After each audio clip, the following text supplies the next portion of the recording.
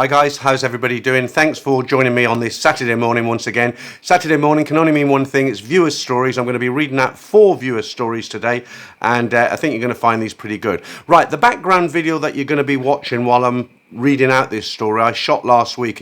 I started off at near the Emporium on Sukhumvit, and I walked down Sukhumvit 22 right down to the far end, which is quite a long street, and then I cross over and come back up Soi 24, but Soi 24 will be next week's video. So for today, I'm on Soi 22. Okay, let's get into the first of 4 stories today. สวัสดีค่ะ My name is Jim, and I'm a 38-year-old Swedish guy. This is my story from my holiday in Thailand. My story begins in 2018, when after getting fed up with work and life in Sweden in general, I quit my job and had the opportunity to not work for a few years. I started travelling around Europe, going on short trips here and there. It was fun, but Europe is expensive, so I thought, why not go to Thailand instead and stay there for the winter? So I did. I was 35 at the time, and it might be relevant to the story that I wasn't an old man. I was in good shape, and I literally had a 6-pack, as I love going to the gym. This wasn't my first time in Thailand. I had been there once before, but it was 10 years earlier and with my then girlfriend. We only spent 2 weeks in Phuket, so I hadn't really seen anything. I arrived in Bangkok in September of 2018. I was filled with excitement, but really didn't know what to expect. Like many others, I had read up a bit on the internet, but I had no idea what was ahead of me. The first 4 nights I had booked into a hotel in Khao San Road. I had read a lot about Khao San Road and I wanted to experience the area. It was pretty awesome. I was partying every night and meeting with girls at the bars and clubs, not only in Khao San Road but around Sukhumvit, Soi 11 as well. After 4 nights in Thailand, I had been on dates with as many girls as I would have done in a normal year in Sweden. None had asked me for money, so I assumed they were all regular Thai girls just out for some fun. Then I headed to Pattaya. I had booked a month there in an Airbnb. I guess I don't have to go into the many details, but I had an amazing time in Pattaya. I met up with more girls than I could dream of. Still, none had asked me for any money, and I was getting so much attention everywhere. It felt genuine, and I was on top of the world. I don't like to brag, but I was quite young for Pattaya. From what I could see and being in great shape, maybe many of the girls just wanted a change from the regular guys that they see. I am certain that most of the girls I met with were working girls. After a month in Pattaya, I headed off to Patong. My plan was to stay there for a few months, but it quickly got boring. It was difficult to meet people to hang out with there, friends I mean. Everyone worked in some bar or club. I stayed a month and then headed back to Bangkok. A friend I met on my first weekend in Khao San Road lived in Bangkok. It's here that my story really starts. I met a girl called Kanda. I had only stayed in Bangkok for about 2 weeks when me and some friends went to a club. I have hazy memories of that night as I was quite drunk. I had a new date lined up with this girl Kanda that I had met in the club. We started texting each other and eventually met up for some drinks the next day. Kanda was studying at university. According to her, her family owned a farm and other businesses in the south, and they were apparently quite well off. I never questioned what she told me and accepted it all as legit. Kanda was really hot and she was in even better shape than me, hitting the gym 5 times a week. As many probably know, things can move extremely quick with Thai girls, and so did this. Before I knew it, we were meeting more or less every day and staying at my condo and going on short trips together. Basically, we did everything together. We had planned to go to the Philippines, and we were also even planning on a trip to Sweden for a visit. I was really happy now. I thought that this was it. Damn, how could I have been so lucky to meet this stunner, I thought to myself. Things continued, then one day Kanda said she was going on a trip to Japan in the beginning of January. She said she had friends there that she had met once when they were travelling to Thailand, and she went to Japan 2 times in a year to meet them. It sounded cool to me. I didn't think anything more of it. The day arrives for Candace's trip to Japan. I followed her to the airport and I kissed her goodbye. Everything seemed great. I knew what time she would arrive and I was waiting for her to text me. I had to wait a long time, several hours after she landed. Her texts were so short, they were just like yes, no, okay, haha, etc. And it was always hours between them. This was strange as she had never acted like this before. After a few days of this, I was getting very suspicious, but I couldn't do much about it. Then she posted a photo on Instagram and geotagged it. So I clicked the location and I found a guy that had posted the exact same photo at the same time. I could see that she followed him on Instagram, but there were no photos of them together. He had his name in his profile, so I went on Facebook and I found him.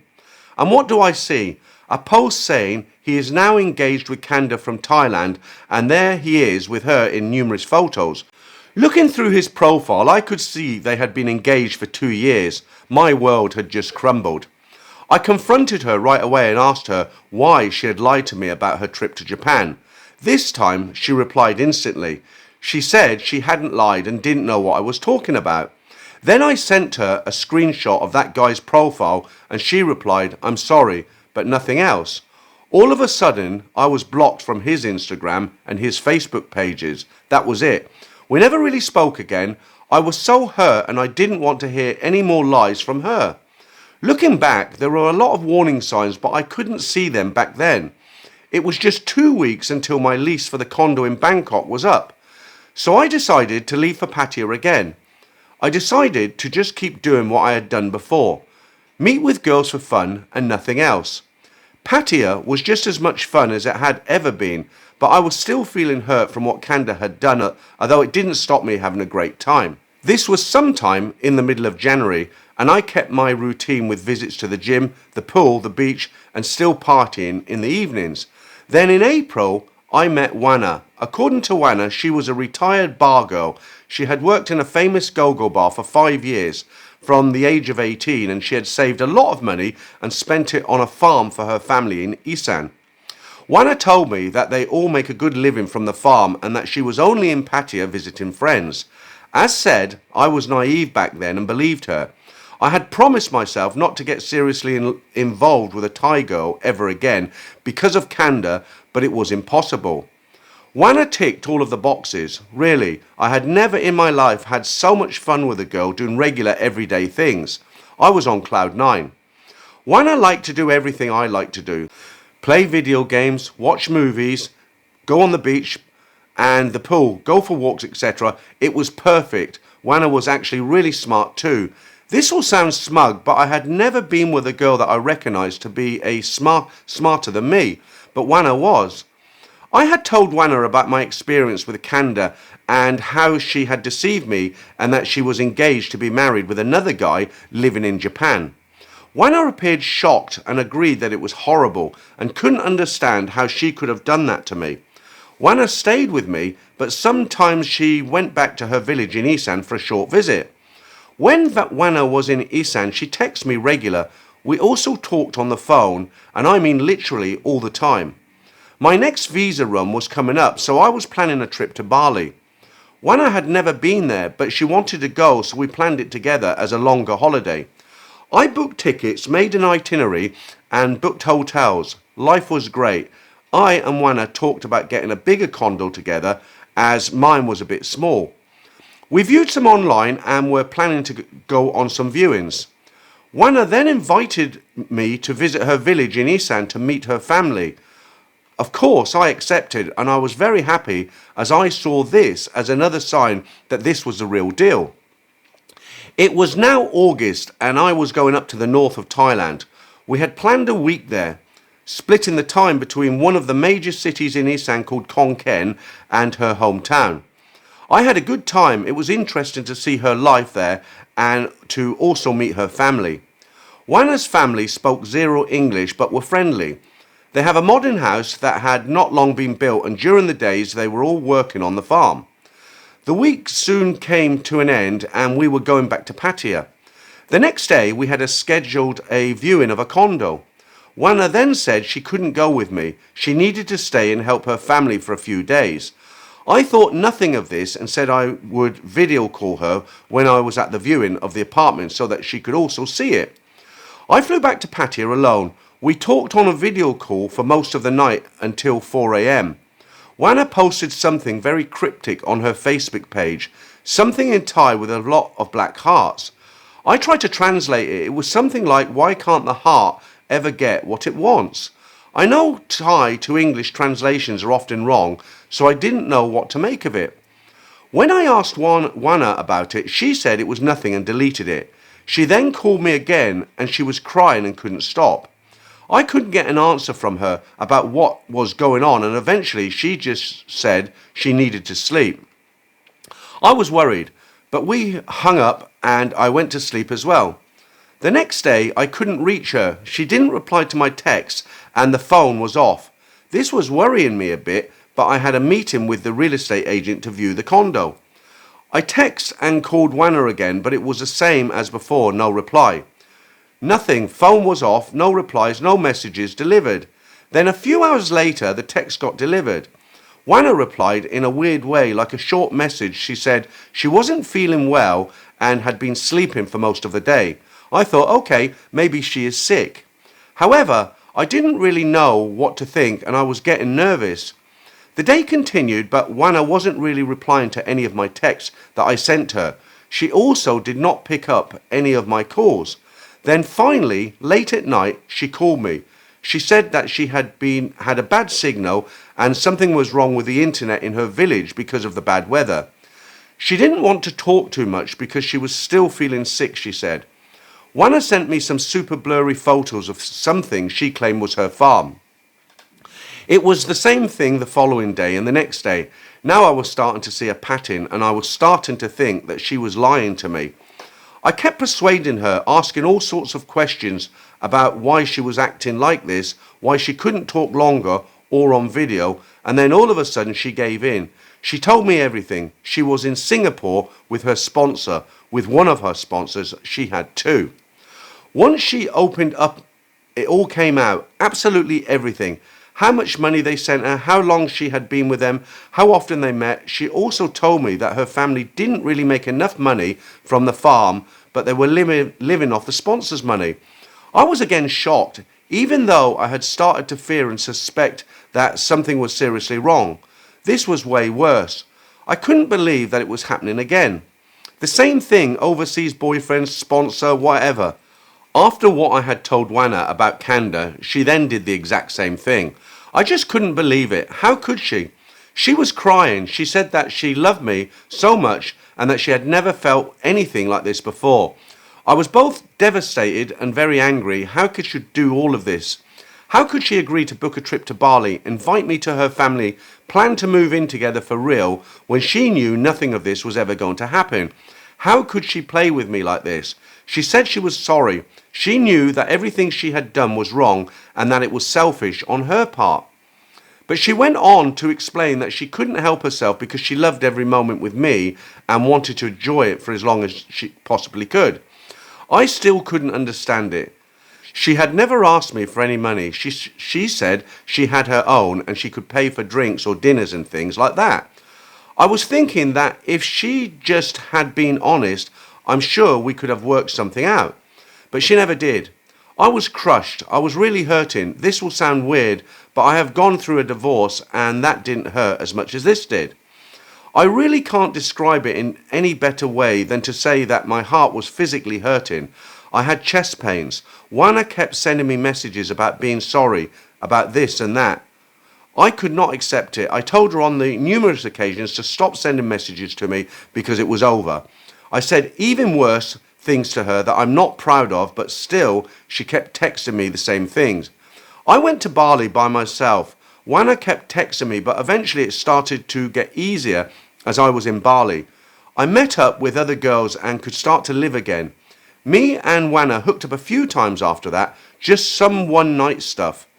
Every time she saw me without a girl in Pattaya, she would come up to me and ask if she could go with me. I'm not sure why, but I always said yes. To this day, I still think of her on a regular basis, but we wouldn't have any contact at this point. I have left Thailand and I haven't heard from her since. I guess that's probably for the better.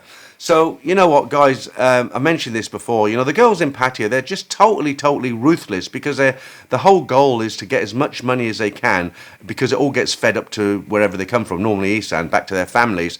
And they have to be ruthless, I mean, if they keep with one guy, they're going to get limited income, aren't they? Whereas if they play several guys, but in this particular case, kind of reading between the lines, what I'm kind of thinking is if the guy was really 35 and he had a six-pack and he was quite young, there are a lot of older guys in Pattaya like myself who go down there, and for a girl in her 30s or whatever she was, I can't remember the age, to meet a guy who's 35, well built, and he's he's not gone there particularly to chase girls.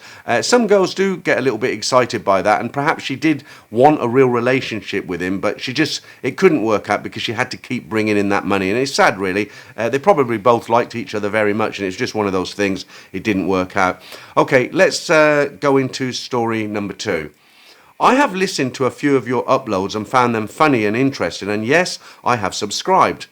It was a while ago in the 1990s when I headed a team of military guys to work in Thailand for a few weeks. After our initial meetings and planning sessions, the guys wanted to go downtown. I went along wanting to be sure my guys didn't get arrested. I had not been to Thailand before, but one of the guys had been to Bangkok on R&R from Vietnam years earlier. With his guidance, off we go. His confidence with the area led me to believe he had spent a lot more time in Bangkok than he had let on. I was amazed at the candy store atmosphere on the streets, and I really wanted to go into one of the many bars. We picked a bar and my friend led the way. We entered and decided to sit at the bar with a dance floor behind. Before my backside was firm in the seat, a bar girl had her hand on my knee. Later, my friend suggested she may have been trying to lift my wallet. I told the girl I was just there for a drink and didn't need company. She huffed off. My buddy said, "Boss, you're gonna have to have a girlfriend or the others won't leave you alone. Pick one, buy her drinks, and the others will stay away." I looked around and the entire team was already coupled up. I guessed my buddy was right, but I had just started a relationship in the States and I didn't want to do anything to jeopardize that. I looked around and I saw a very pretty girl smiling at me. I smiled back and she came over. We moved to a booth and talked. As the night progressed, the guys were all having fun and my little friend seemed to be happy with the drinks I bought her. A number of the other girls approached and after a word from my new friend, off they went. Anything I wanted, she made it appear. I realised I probably paid a premium for her drinks, but she was nice company and I couldn't keep an eye on my team and the girls dancing. My new friend had to take her turns dancing. She was even prettier than I suspected. Later, a doorman walked by and he was wearing a t-shirt for an international run a friend of mine was entered but had to drop out of because she was injured in a car accident. I thought it would be great if I could get my friend one of those shirts. I approached the doorman, who spoke pretty good English, and asked if he knew where I could get one of the t-shirts for my friend. He asked for my address and I said he said he'd send me one. Nowadays, I'd be very wary of giving out my personal information like that, but back then, I was young and excited about getting a shirt. I gave the doorman my card with my home address on it. When I returned to our booth, I noticed my new friend had refreshed our drinks and had propped herself up on her leg and watched my interaction with the doorman. A number of the guys headed out, in brackets, a few with their new girlfriends. So I told my new friend I needed to go. She asked me to take her with me. She explained the bar fine rule and said if we left together, she could stay with me. Now, when I said she was pretty, I was underestimating her. She was beautiful, and I knew if we went out, I'd have problems at home, so I told her I was going to meet some other guys at another bar and I'd be back. She didn't look happy, but agreed. I went back to my hotel and I got a good night's sleep. For the next 4 days, we were going to be doing nothing but work. 4 days later, our job done, we headed back to the bars. Actually, I was really looking forward to seeing my little bar girlfriend again. I half expected that she would be entertaining another guy when I get there, but no, As soon as we walked in, she was at my side and had my arm in hers. I saw my buddy, who knew his way around Bangkok, sitting alone in a booth, and so I walked over to his booth. My Thai friend said that we should go to another booth and was rather firm that we not go to that booth. I was confused and then saw a Thai girl come out from the bathroom and understood why. My friend found us a booth and we repeated the first night, with me buying her drinks and she making sure I had everything I wanted. Well, I had an early morning flight and started to leave, and she again asked if I'd pay her bar fine and she could come with me. I made up another story about meeting other guys in another bar, and she frowned but agreed. She asked if she could come to my hotel later. I said sure and told her who to ask for, not me, also knowing the hotel would not allow a young single woman entry if they were not checked in. Trip over, back to the States and my girlfriend. Well, as I predicted, I did have something good, and within weeks we were engaged and I had her move into my condo. One day when we came home from work, I checked the mail. There was a letter from Thailand. I opened it and saw it was from my little bar girlfriend.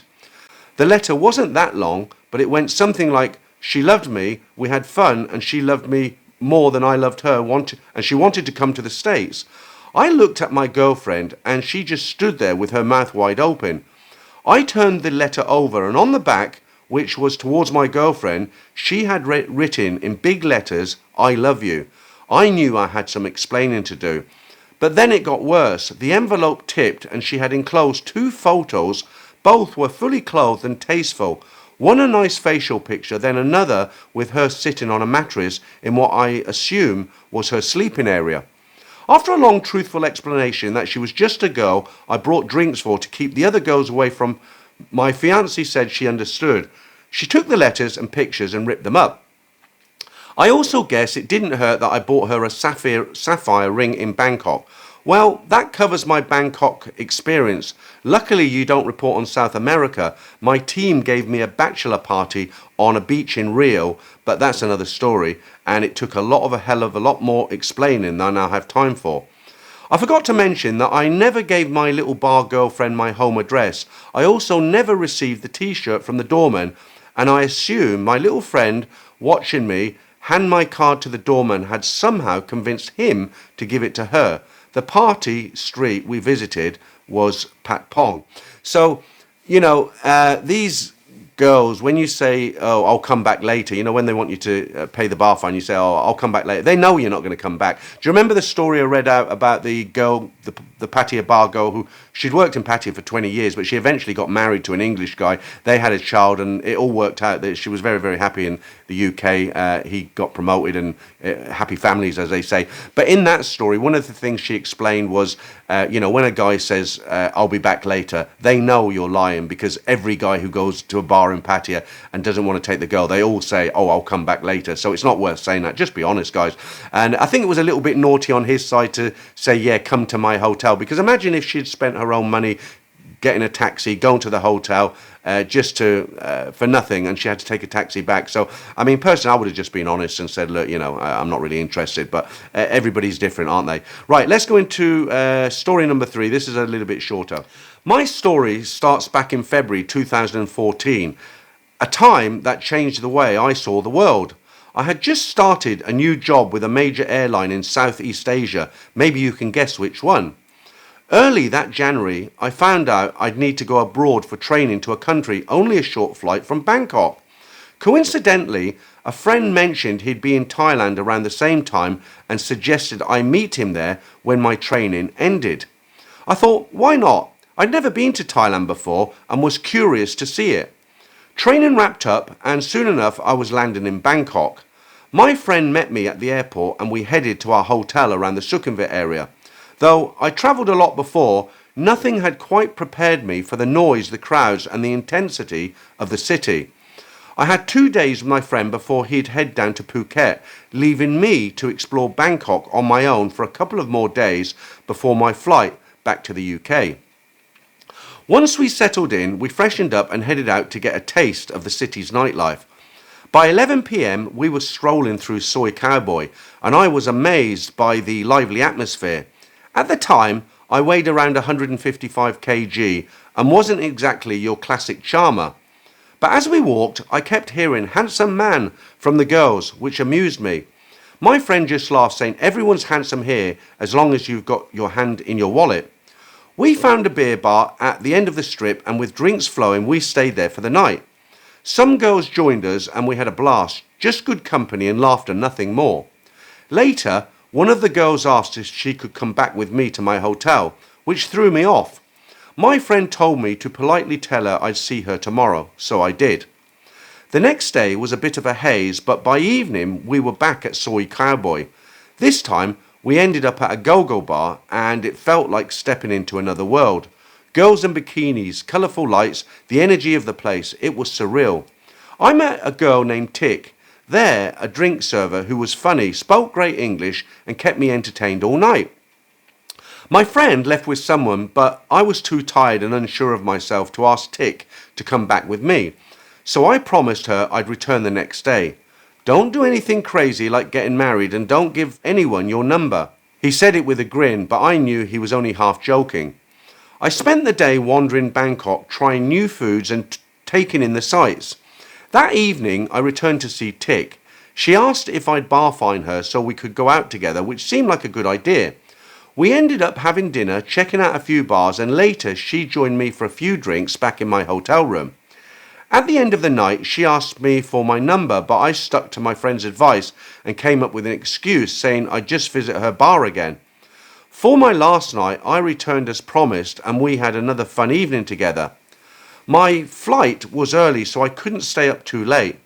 As I left, she asked for my number again, but I held firm, telling her maybe I'd look her up if I ever come back to Thailand. Fast forward to April 2015 and life had taken more unexpected turns. I lost 50 kilos and was dating someone in the UK. But in April, I discovered she hadn't been faithful, so we split up. On a whim, I booked a 5-night trip to Thailand to unwind and clear my head. When I arrived, I headed straight to the same go-go bar. The girl I'd bar fined the first night wasn't there, but then I spotted Tick. She'd been back in her village but had recently returned to Bangkok. We spent the next 4 nights together and this time I gave her my number. After that trip, we stayed in touch via the Line app and I soon found myself back in Bangkok every couple of months. On my next visit, we decided to make things official and I started travelling to Bangkok regular just to see her. Tick kept working at the bar but assured me she wasn't going out with other customers. A few months later, on one of my trips, Tick invited me to visit her family in Royet, a village in Isan. Curious, I agreed and we headed north. Her family was kind and welcoming, never asking me for anything. I felt like I'd found a diamond in the rough.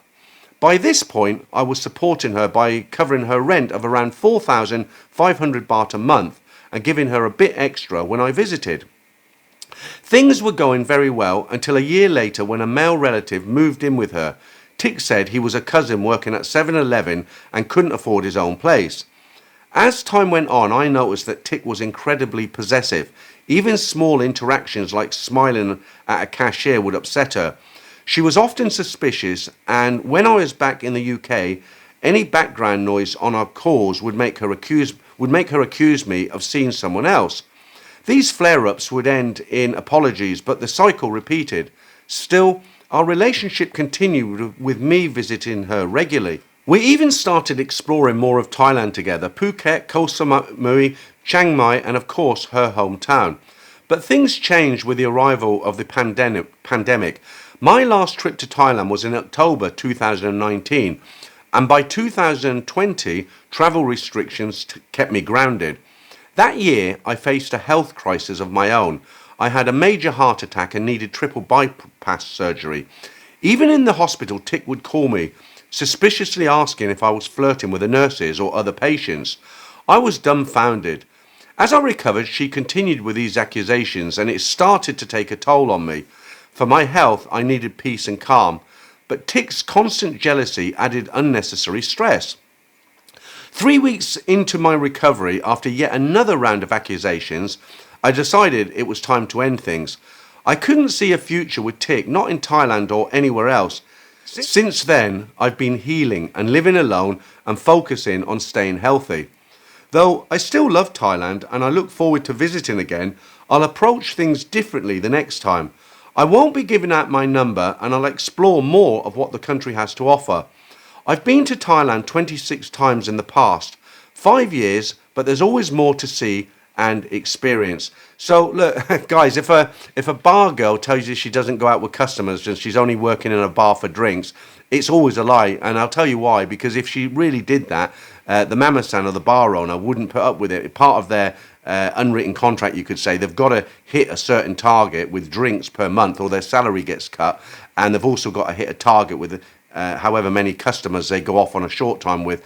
That's a target. And if a girl refuses to go out with guys and just says, no, I'm only going to have drinks, then she'll probably get fired from that bar. So that's how you know it isn't true. And a lot of girls will say that to guys that are working the bar, and I don't go with customers, I'm only here for drinks, and it's just not true. Right, okay. Before I jump into story number 4, look, if you're coming here long term and you want to meet a nice girl, I think the dating sites are the best way to go. You do have to really go through them because there are freelancers on there, ladyboys and all sorts. And but I know a lot of guys here have met some very nice girls. And coincidentally, I'm now working with a company called Thai Friendly. There's a link in the description. Then Thai Friendly is a good place to do it. Okay, right, I've plugged that enough now. So, talking of ladyboys, let's get into story number 4. Now, this is a very short story, but it's a warning to you guys. Ladyboys can be very, very aggressive, so you've got to be careful. I'll talk a little bit more at the end, okay? Hi, Peter. My name's John, and I'm a big fan of your vlogs. I've got a story from my first trip to Thailand that might give your viewers a laugh. This happened a few years back when I was fresh off the plane, eager to explore Thailand but pretty wiped out after the long haul flight. It was my first night and I found myself wandering around Walking Street, amazed at the sights and sounds. By the time I was ready to call it a night, I was pretty drained, so I made my way out to Beach Road looking to catch a BART bus back to my hotel.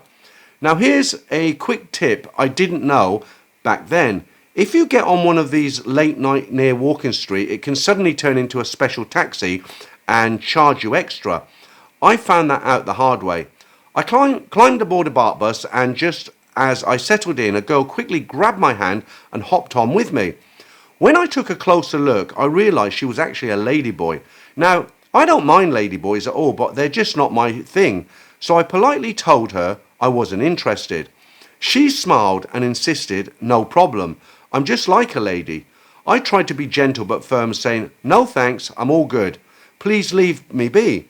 But she wasn't having it. Since we were surrounded by people, including what seemed to be some of her friends, I figured it was best not to make a scene. I decided to wait until we reached my hotel, hoping she'd give up by then. When we finally arrived, I paid the driver, hopped off, and thought I'd be on my way.